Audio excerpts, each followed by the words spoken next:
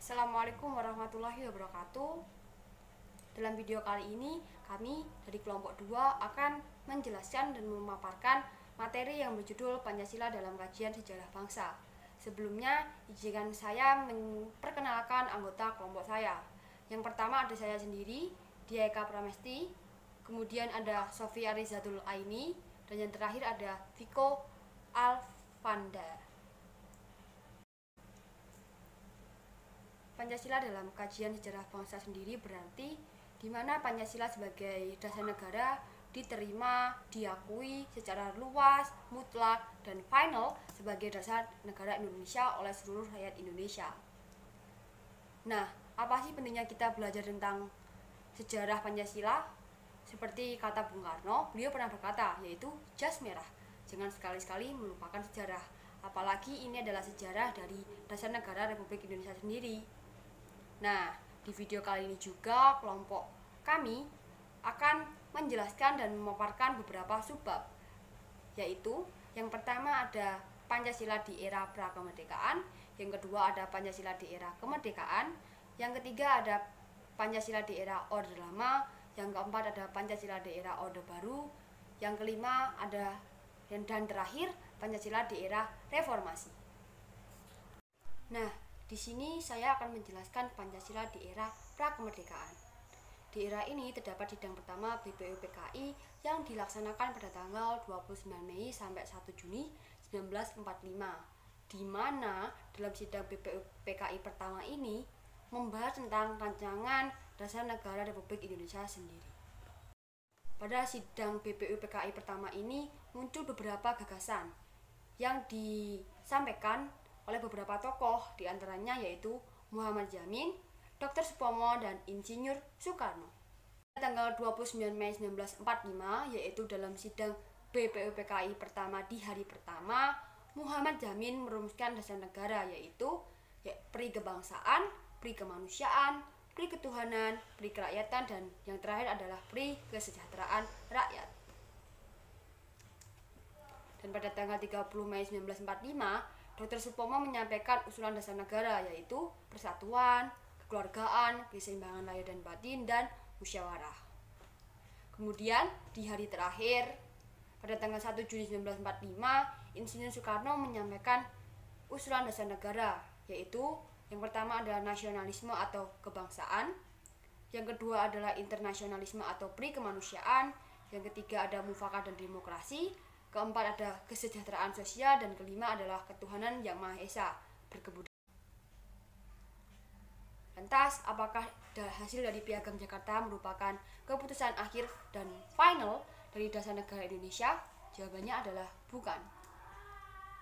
Pada tanggal 18 Agustus 1945, di sidang PPKI, sila pertama yang berbunyi ketuhanan yang berkewajiban menjalankan syariat-syariat Islam bagi pemeluk-pemeluknya diubah menjadi ketuhanan yang Maha Esa, dan hingga sekarang.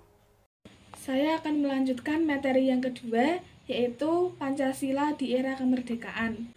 Bangsa Indonesia pasca kemerdekaan mengalami banyak perkembangan. Pada saat itu, Indonesia masuk ke dalam era percobaan demokrasi, percobaan multipartai dengan sistem kabinet parlementer. Partai politik pada masa itu tumbuh sangat subur, dan proses politik yang ada cenderung selalu berhasil dalam mengusung kelima sila sebagai dasar negara. Selanjutnya, materi yang ketiga, yaitu Pancasila di era Orde Lama. Terdapat dua pandangan besar terhadap dasar negara yang berpengaruh terhadap munculnya dekret presiden.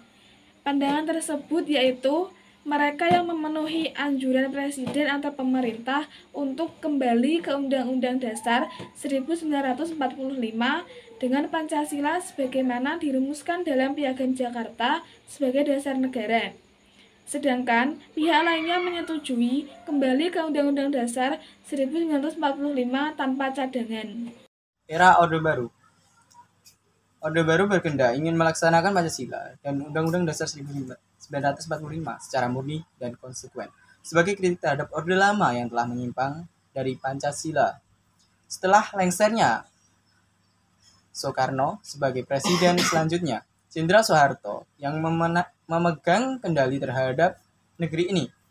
Pada peringatan hari lahirnya Pancasila, 1 Juni 1967, Presiden Soeharto mengatakan, Pancasila makin banyak mengalami ujian zaman dan makin bulat tekad kita mempertahankan Pancasila. Selain itu, Presiden Soeharto juga mengatakan, Pancasila sama sekali bukan sekedar semboyan untuk dikumandangkan.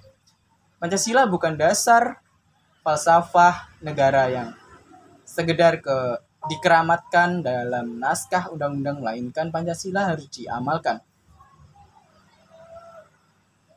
Selanjutnya pada tahun 1968, Presiden Soeharto mengeluarkan Instruksi Presiden nomor 12 tahun 1968 yang menjadi paduan dalam mengucapkan Pancasila sebagai dasar negara, yaitu ketuhanan yang Maha Esa, kemanusiaan yang adil dan beradab, persatuan Indonesia, kerakyatan yang dipimpin oleh hikmat kebijaksanaan dalam permusyawaratan dan perwakilan, keadilan sosial bagi seluruh rakyat Indonesia.